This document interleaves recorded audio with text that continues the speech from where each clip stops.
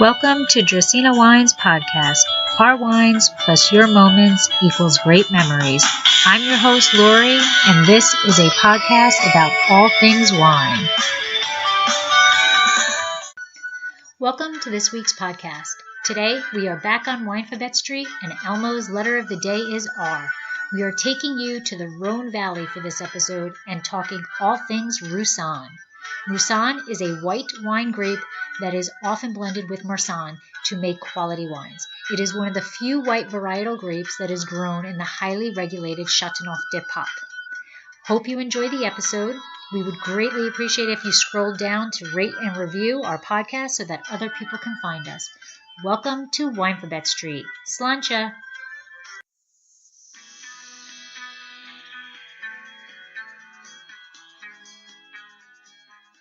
I cannot believe that we are in December.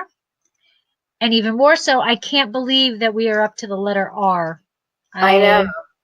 It feels like yesterday that I sent out the message asking if you would be interested in being my partner.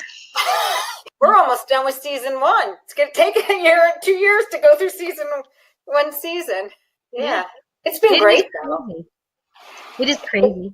It's been great. And there's our mascot. There's our mascot. Oh. It was actually about this time of year that you got me this. And I was coming back from New York. We met at that brew pub. Yep. Good times. Yes. Good times. All good. We're happy to be here. And we're happy you guys are all with us. Yes. So. And then, just in case you don't know, I am Lori. For those who are watching on YouTube, I am Lori. My husband Michael and I own a boutique winery in Paso Robles, California. We specialize in Cabernet Franc.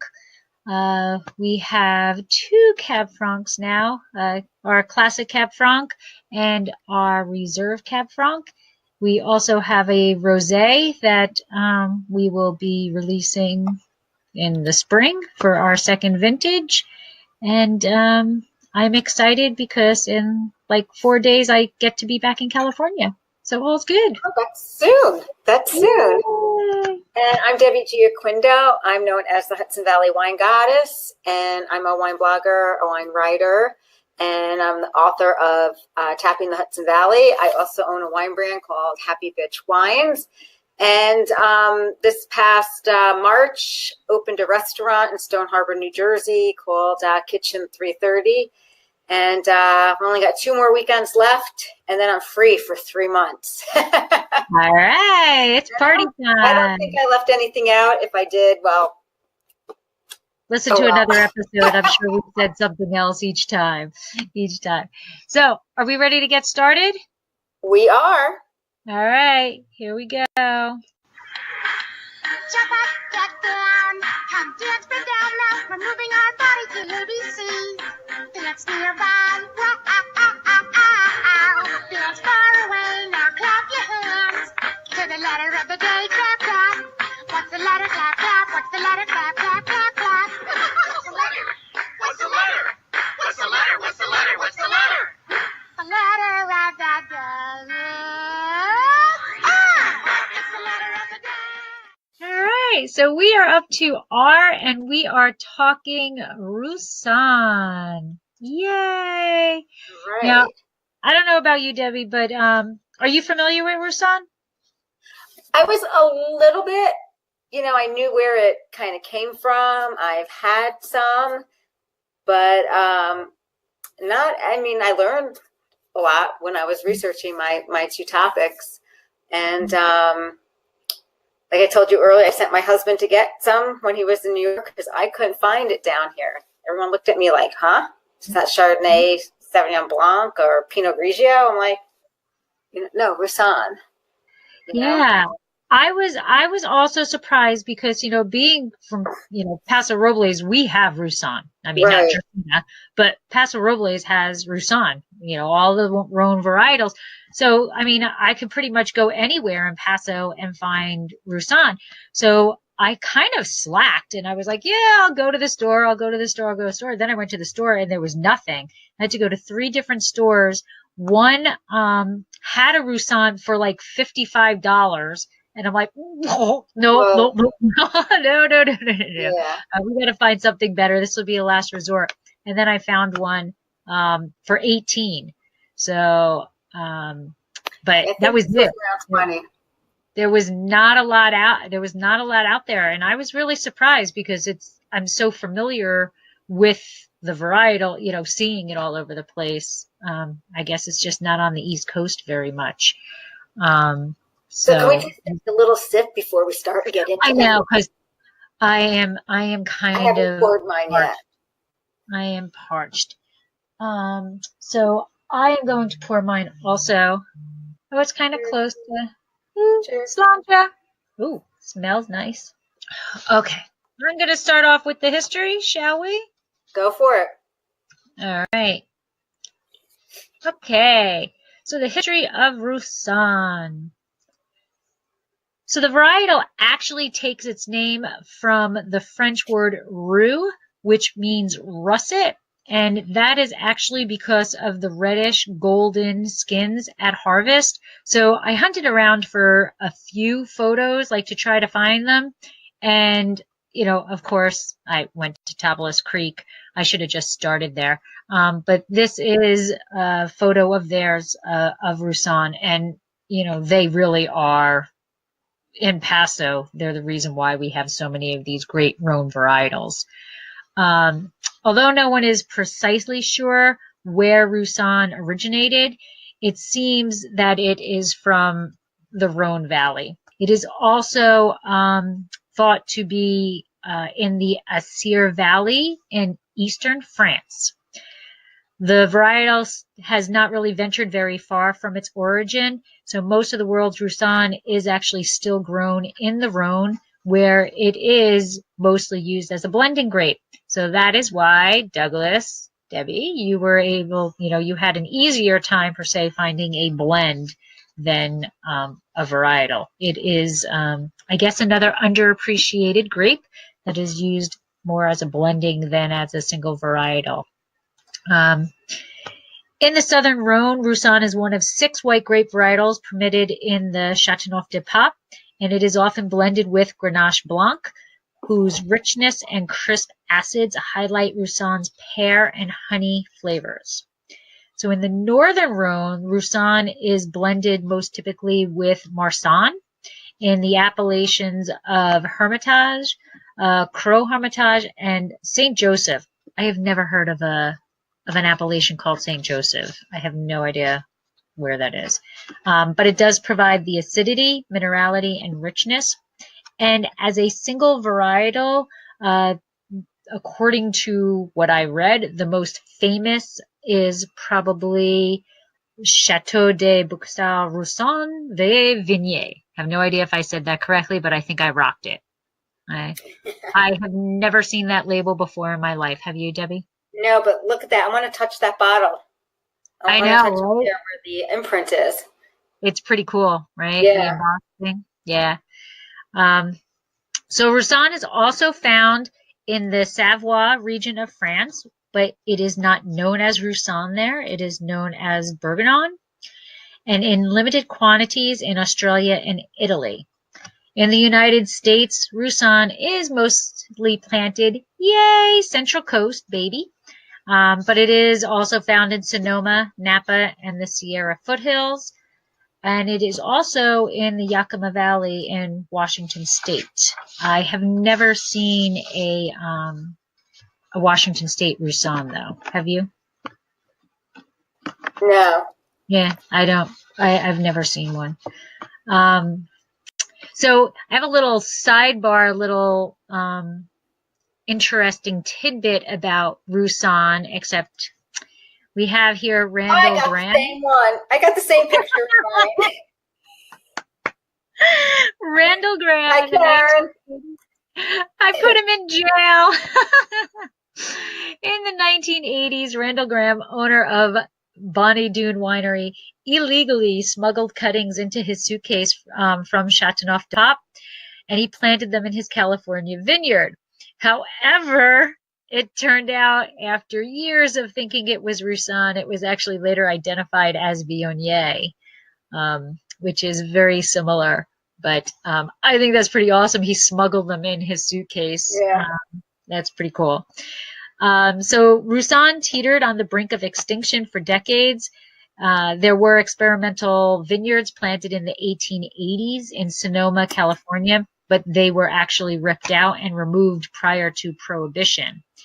And then about 100 years later, the Rhone Rangers came to the rescue and they reintroduced it.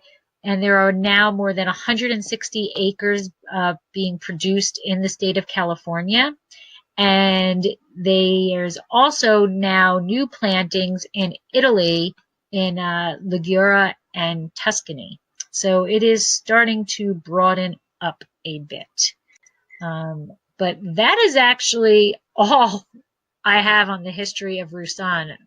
We are trying to finding. It's amazing how when we research the grapes, when we research the grapes, it's not as easy to find the history, and it might be part because it came from here to there, but right. I don't know. Don't have an answer. I don't know. It seems like, like when we did Albarino, there was so much information about Albarino, and Carmenere had so much. But as we've gone past the alphabet, going down in the alphabet, I'm having more and more difficulty finding stuff, Yeah, but, I have to say I am too. So yeah. So Michael says he has 2 100% Roussannes in the cellar. Oh, Acquiesce Lavender Ridge. I don't know Lavender Ridge, but double gold at the Sierra Foothills. And that's in the northern Rhone is St. Joseph. Yeah. All right. Thank you, Douglas. All right. So, Debbie, why don't we get into some general characteristics? Sure. Start. Okay, some general characteristics here. So when Roussanne goes through veraison, the grapes become a reddish brown. So it becomes a reddish brown, and the French word, like you said, for reddish is roux, and that's where the name Roussanne came from. So Roussanne is a grape that needs a lot of sun. It requires warm, sunny conditions to ripen. Without that climate, the grape cannot achieve the phenolic ripeness, and instead it can easily develop mildew and noble rot. So on the general overall characteristics that you're going to taste and smell in a Roussanne, it's going to be a little flowery, some herbal tea, Meyer lemon, chamomile, brioche, apricot, beeswax. There is a difference between the warmer climate and the cooler climate. So in a warmer climate, the wines are richer, more full-bodied. You're going to get more pear and that honey. And in a cooler climate, it'll be more floral and a higher in acidity. So Roussanne, which is interesting because you don't think of them to age. So Roussannes are best enjoyed either young or old. In the middle of the bell-shaped curve, they're not as good. They're best enjoyed within the first few years of bottling or after they've been cellared about 15 to 20 years. During the in-between period, the wines close down and their flavor and aromatics are very hard to find. It's almost like they kind of go to sleep and then they wake up again. That's interesting. Yeah, I thought that was. And I think that was all I have on the characteristics. Yeah, see, there's not a lot of stuff out there. It's interesting. I thought it was interesting how you either got to drink it within, like, say, 1 to 3 years or 15 to 20. So I'd like to go find myself 100% pure Roussanne and buy a case and taste test it throughout the different years.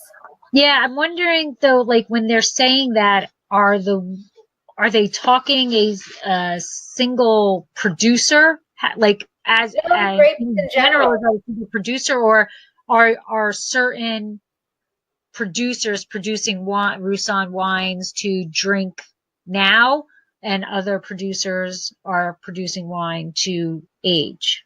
I think that it's the grape from what I have read, it's the grape is great young. And like I said, during that mid time, it kind of goes to sleep, and then it livens up again. And I would say it's probably almost like, not that I've even tasted, but this is what I'm imagining. Have you tasted real older Rieslings? Mm-hmm. So you have your young Riesling that's really high in acidity, bright. Right. It takes on a whole new character. And then as it gets older, you have the more petrol aromas and tastes and stuff like that, and how it darkens. That's what I'm envisioning what happens with the Roussanne grape. Trying to think. Well, mine here, mine is a 2015. Mine is a 2016. 2016. So this is what I purchased. Okay. And it was $17.99. This is what my husband purchased for me.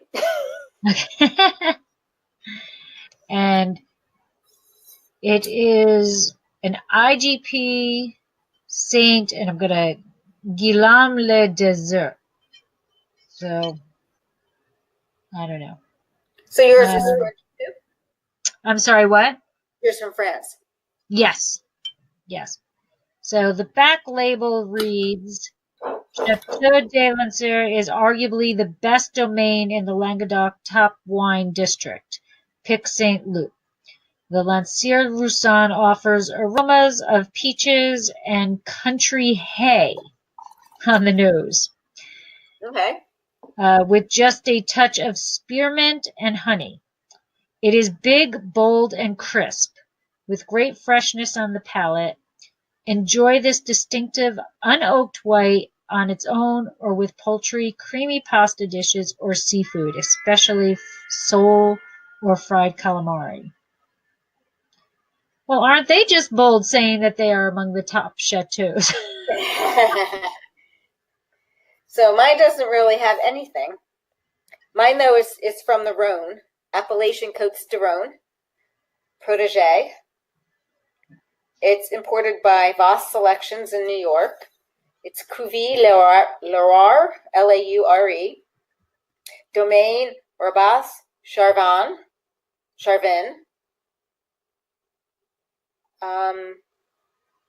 2016. I see Doug was drinking 2 arrowheads from Paso. He hasn't opened it yet. No, but who's the producer?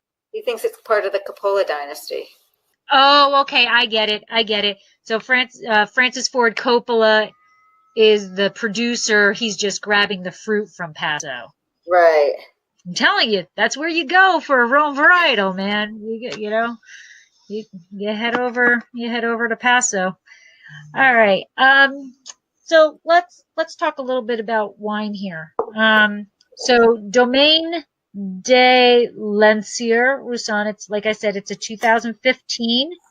It is from the Languedoc Roussillon region of France. And from their website, I actually found a website that I could translate, and they actually said some stuff. So this is actually, they have 2 parts to their winery. Their oldest portion of the winery actually dates back to the 12th century. So they've been around for quite some time. They actually, in their facility, they have actually been able to maintain those mullioned windows, which are those like narrow windows that come to the, like, I always think of it as Italy, but I guess they're in France also. So like the triangle top with the big long narrow windows that have got like the lead in them, and their columns. So it dates back to, it's like representative of the Renaissance period.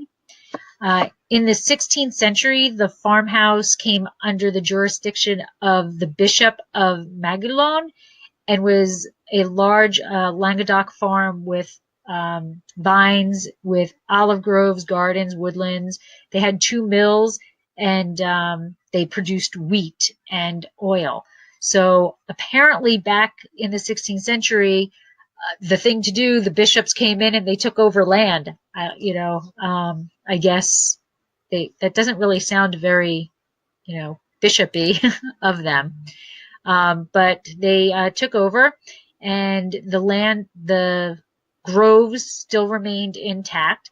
In 1870, Etienne Durand inherited the lands here and made a living from actually raising sheep and growing vines. Then, of course, the phylloxera pandemic came, and they replanted new vines, and it was taking off. So then they had to build new buildings. So that was when they built their winery as it stands today. In 1946, Antoine Durand bought the new building and vineyards. And in 1970, Bernard Durand, his brother Rene, and brother-in-law Bernard Valentine took over, and then they extended the estate once again. So from the outset, they changed. From the beginning, they wanted to produce massive amounts of wine, and then over the years, they realized that wasn't the way to go. So they have now changed their philosophy, and instead of producing massive amounts of wine, they've scaled down their wine production to focus in on the production of quality wines. So they are part of a small group of local wine growers who actually helped each other, and they are part of the founders of the Pic Saint Loup appellation.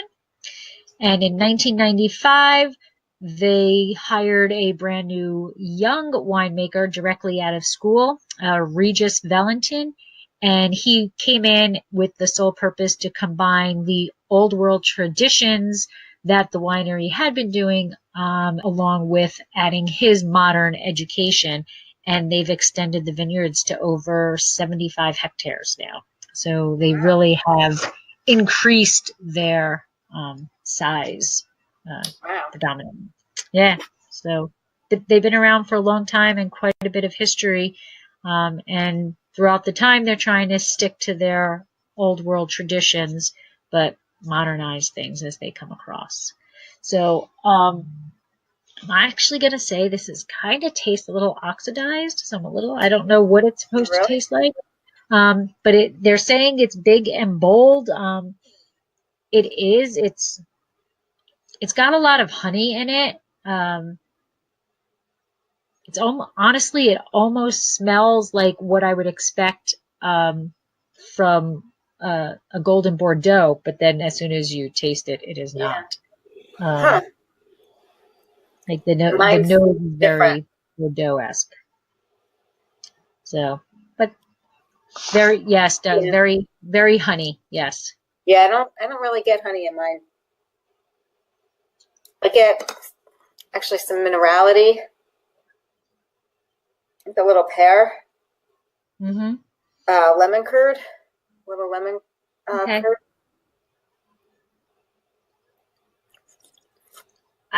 Mine, I think, needs a little bit more. It's just there. I think it needs the minerality to kind of round it up. It is big, and you're sitting here not drinking it with food, so maybe. Right. But it's just. I did chill it. I've had better. Mine was chilled. All right. So let's see. Jim is enjoying the acquiesce. Rodney and Sue work very hard on their wines, and it really shows. More delicate, but nicely made. And Douglas, I did chill mine. I put it in at around 6 o'clock this evening, and I took it out at 7:30. So it's been out for a while. Yeah, mine hasn't been out that long, so I think mine needs to open up a little bit. Honey forward on the nose. Yeah, I think that's a general. Yeah. I think that's the main characteristic. I think it needs to open up a little bit. Yeah, I think honey and Roussanne are. So mine is Cuvée Loire, Domaine Rabas Charvan. This domain is one of the important estates in the southern Rhone. They produce a range of wines from its 40 hectare of vineyards spread over the communes of Corinne, Rustau, and Viols. Currently, it's run by Corinne Cotar with the help of her daughter Laura since 1993. So what I found really interesting is that Edmond Rabas, which is the grandfather, bought this estate in 1890 from General Colinu, whom he worked and lived with. And in around 1925, his son Marcel Rabas, who was an electrician and a winemaker, took over the land and added 5 hectares of vineyards and olive groves. And then olive groves. Yeah, in 1950, Janine Rabas married Abel Charavan, and then they gave the estate a new focus exclusively on winemaking. It's 5th generation. They make wine. The 2 women are in charge, they're leading personalities in the Rhone. They're known for being serious, concentrated, traditionally made wines from old vines. They practice sustainable farming. Their reds are bottled, unfined, and unfiltered. And the whites and rosé are fined with clay, and all their wines are vegan. So that's kind of interesting to note. Short history. Right. Well, I go back to whenever we choose a variety, a varietal from Europe, that they are much more focused on the wine, where us in America, I mean, you look at the label, it's not the name of the winery or the chateau that's really out there. For us, our labels are all about us. You have to know who makes you have to know who makes the wine in America. That's not the way it is out there. So their websites are designed very differently. Also, if you pick an American wine, you go to their website. There's going to be an about us page. There's going to be information about them. Where in Europe, the website is not the same thing for them as it is for us.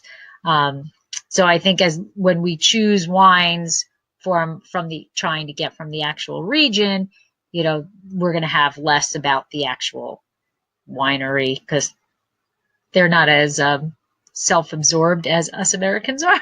I'm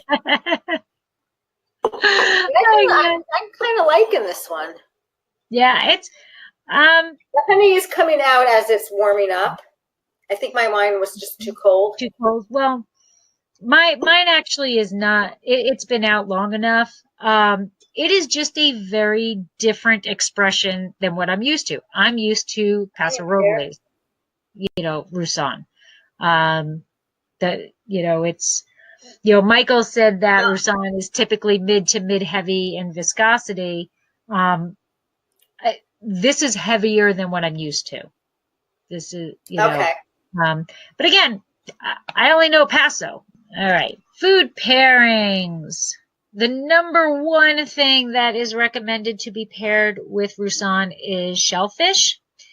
And I thought that picture, well, I don't eat shellfish, but that looked like a pretty darn good recipe to me.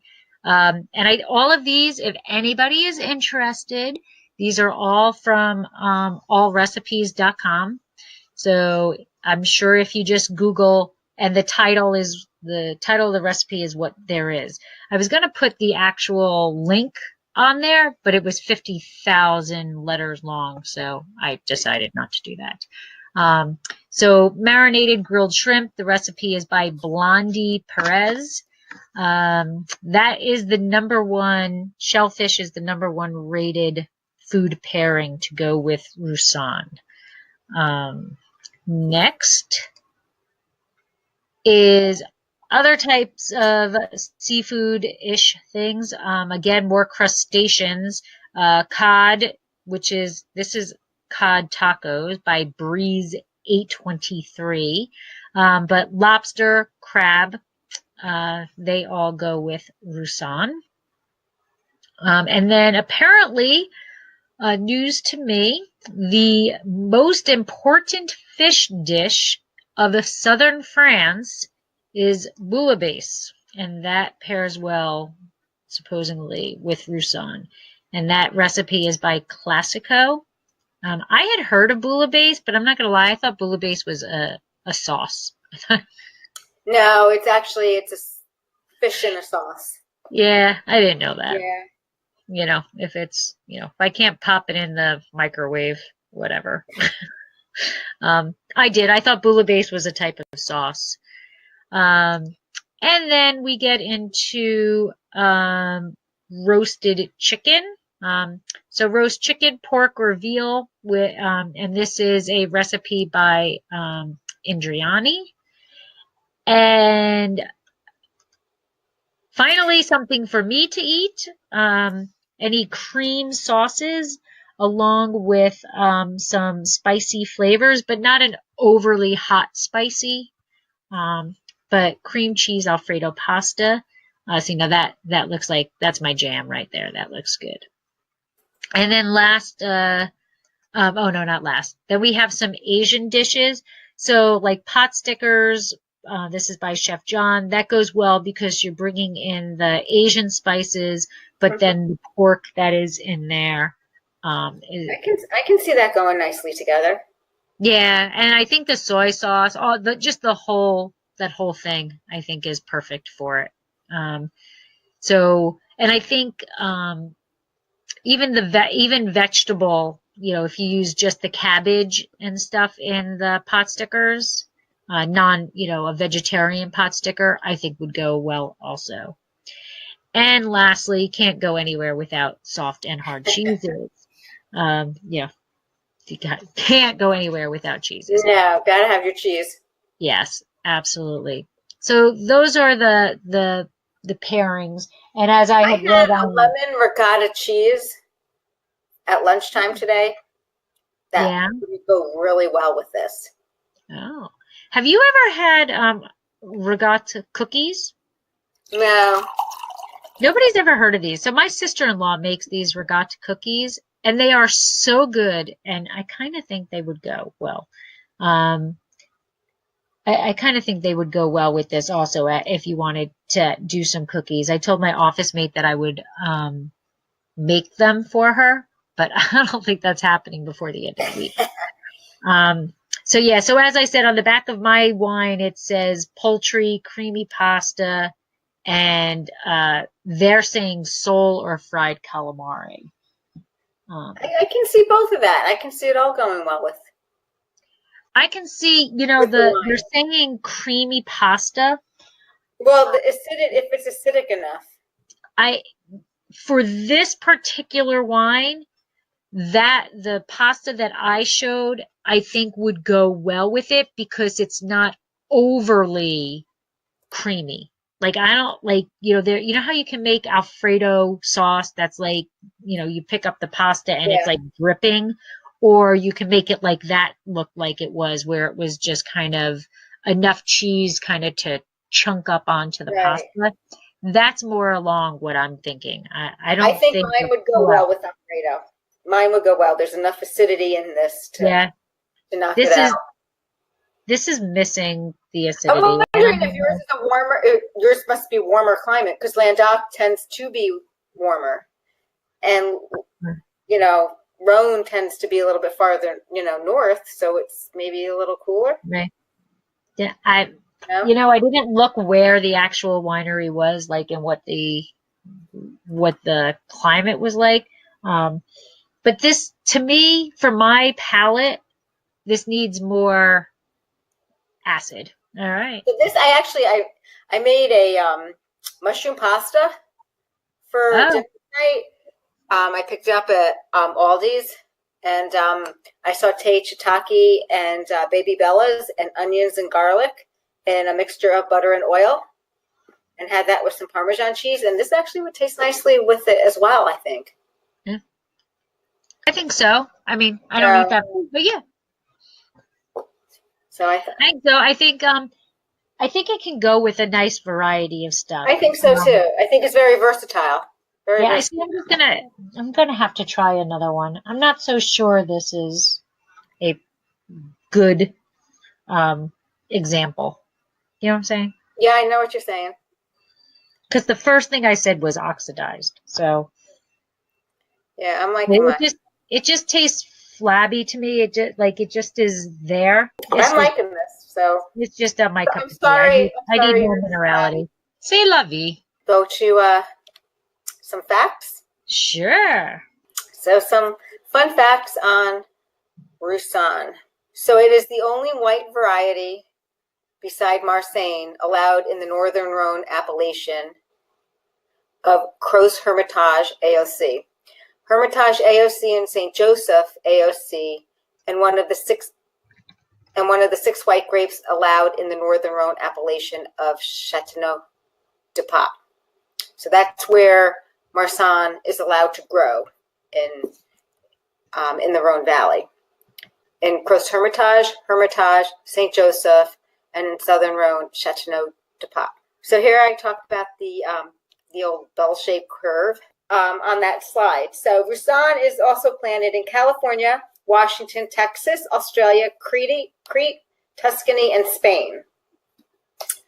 And now during the in-between period, the wine closes down and their flavors and aromatics are difficult to find. So you think of the bell-shaped curve. As it's climbing up the bell-shaped curve, before it reaches the top, it shuts down, and then it opens up again on the other side. Do they have recommendations of when that bell curve is? Yep, I'll get to that. Okay. So here's I didn't put Randall behind bars, but here is me, Paul. We went to Bonnie Doon tasting room. So that's and Kevin. We went out there. We were out there in, I want to say 2006. So Randall Graham, the owner of Bonnie Doon, was illegally smuggled the cuttings in a suitcase from Châteauneuf-du-Pape, planting them in California. And, he's a wild and crazy guy. I had such a good time in his tasting room. He's awesome. We closed it. He's awesome. It was really awesome. Roussanne is grown in Texas, in Spain, in Washington, in Australia, in Tuscany, and in Crete. Beside in France and California. Wines produced by Roussanne, they're rich and they can develop a silky, exotic, oily texture. So Roussanne wines are best enjoyed in their first 3 years. So I would say 1 to 3 years. Okay. And then after they've been bottled, 15 to 20 years. So kind of like a Riesling, they develop the silky, exotic, oily textures when they're in a richer in body as they age. And that's all I have for the facts. All right. So do a taste test. Sell her some for 15 years. Put him in the back of that wine cellar and forget about it. You know. Go to Tablas Make Creek. a note on your calendar in 15 years to open it. Yeah. Tablas Creek, I think, just did a vertical of all of their vintages. Oh, that must have been wild. That must have been awesome. Yeah.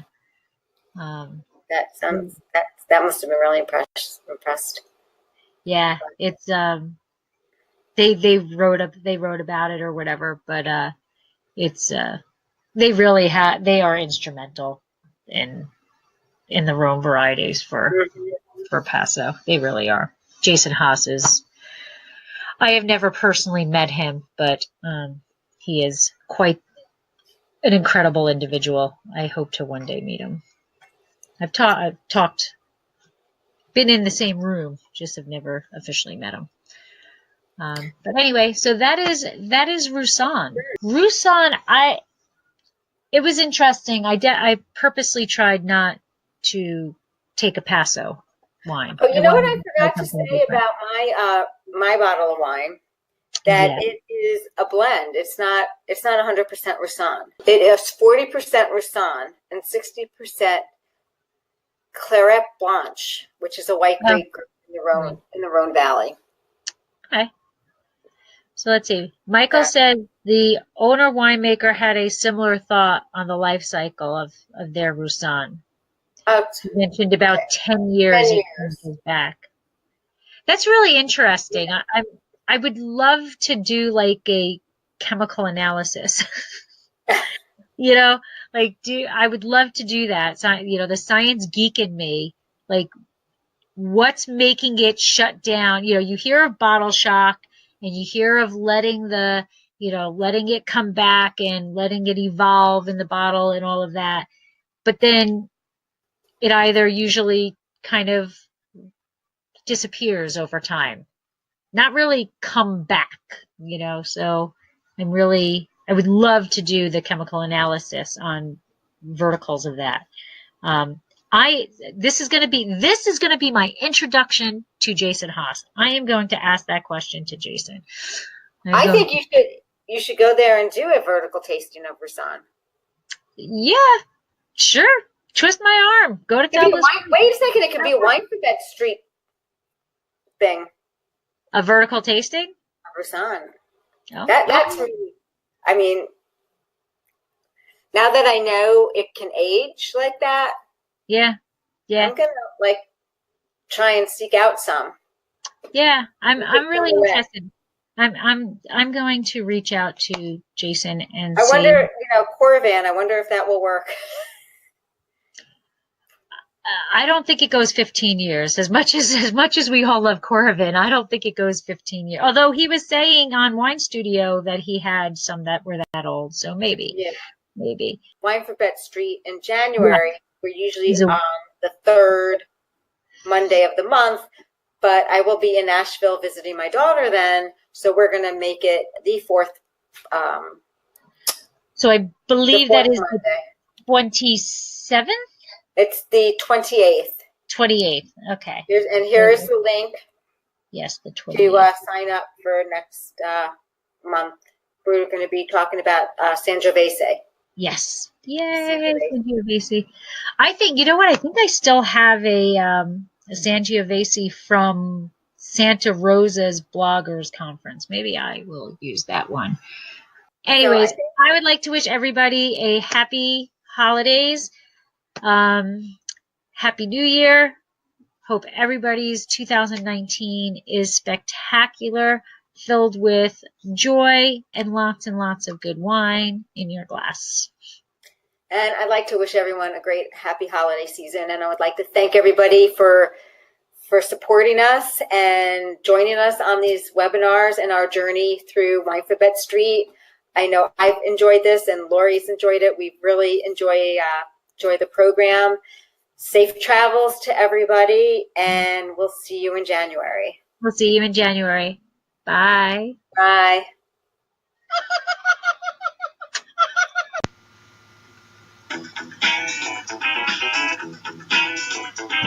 Did you know that Dracaena Wines now has a wine club?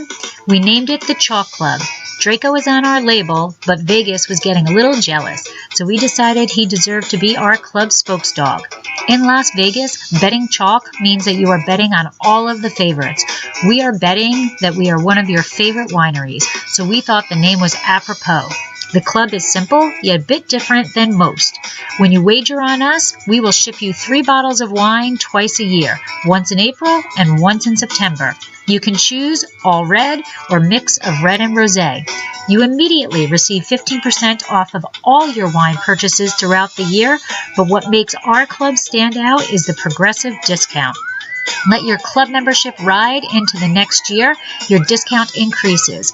Each year you parlay your membership, you receive an additional 5% off up to a planned maximum of 25%. Your club shipments are discounted to a flat $15, plus we'll cover your club shipping cost for your second shipment. That's $15 house money in a sure bet for you. So please head to our website, dracaenawines.com, and find out all of the benefits of joining the Chalk Club and how to sign up. We've stacked the odds so that you can get our award-winning wines without breaking the bank.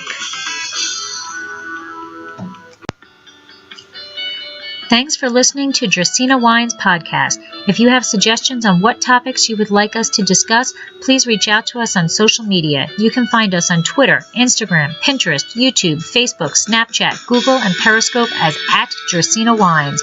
I am also on LinkedIn as Lori Hoyt Budd, or email us at dracaenawines.com. If you enjoyed our podcast, please subscribe and leave us a review on your favorite podcast catcher to help others find us more easily. We are found on all of your favorite aggregators. To subscribe easily to iTunes, go to bit.ly/Dracaena podcast. That's bit.ly/Dracaena podcast. And that's a capital D for Dracaena and capital P for podcast. Please check out our award-winning wines and find out about our wine club at dracaenawines.com. And remember to always pursue your passion. Sláinte!